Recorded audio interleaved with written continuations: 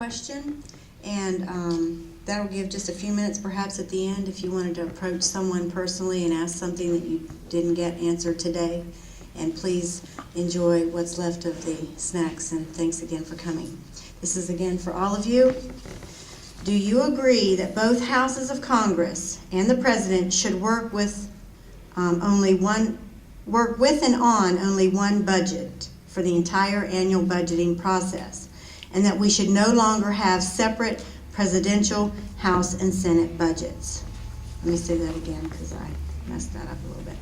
Do you agree that both houses of Congress and the President should work with and on only one budget for the entire annual budgeting process, and that we should no longer have separate presidential, House and Senate budgets?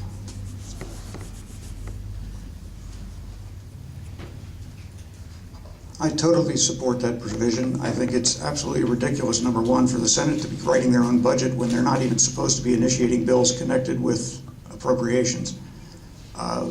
It makes no sense at all also to start a budget process when you have not set a known figure for revenue for the year. If you arrive at a formula that sets a maximum revenue for the government, then all appropriations have to compete for a fixed amount of money. Right now, it's a bottomless pit, and everybody reaches in, grabs their goodies, and whatever comes out at the end, that total is what the budget amounts to, and that's why you keep seeing it go up, is because people want more and more, and continue to press for more and more services and more entitlements from the government. If everybody had to compete, it would do something else. It would also make it very difficult and force any of these earmarks into the light of day. It puts them out as another line item on the budget. And part of this entire philosophy of starting with an individual budget and working from there, with the President submitting his budget to the House modifies it in any way they want, sends it to the Senate. If the Senate doesn't like it, they can send it back. But starting with one budget based on a finite amount of money available will stop a lot of the earmarks, because they'll have to compete for the money along with everything else. So yes, I absolutely support this, and hope we can get it enacted.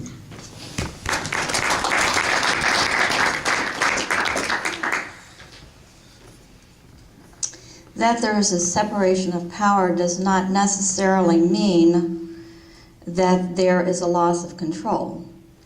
I believe that the Senate and the Congress and the administration look at the budget from different perspectives. The Senate looks at it from the state's point of view, the Congress from the individual's point of view to whom they owe their support and representation, and the administration to the administration. During the reconciliation process, the fact that it's been abused and non-transparent are issues that can be resolved through other regulations and bills to oversee that. We've come across some different methods of approving the budget, or I should say, the Congress still holds the purse strings, and they can determine whether or not to use a fixed pie, because they can control that part. But the fact that the Senate is able to look at it from the state's perspective, I think those separations are necessary part of governing. Thank you.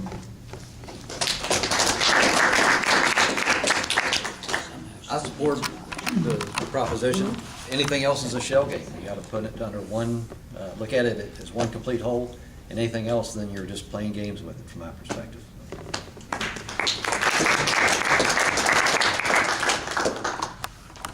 Well, because I have a business background, I would assume that one budget would be the way to go. But it's pretty hard to change Congress the way it is now. But as grassroots candidates, we would go in and as freshmen see if we could change that somehow. But that probably would be difficult. But as a business person, one budget seems appropriate to me. Thanks.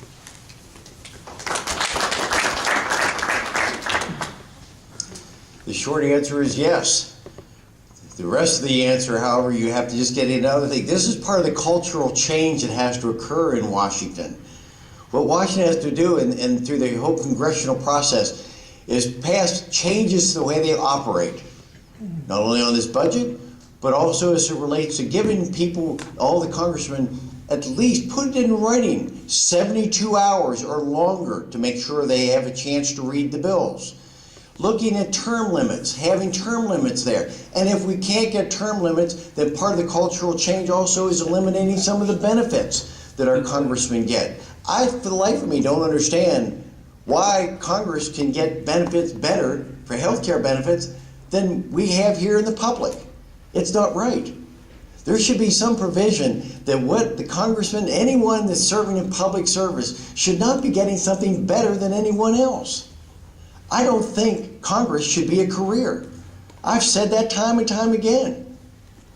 That's why I think we ought to limit it. Congress ought to be something that's public service, so that you require them, force them by not giving them, by having term limits or not these luxury benefits, that they come back to their career, come back to another job.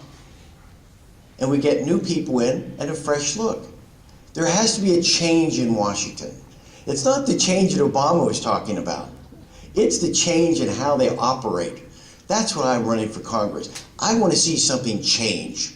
Thank you very much.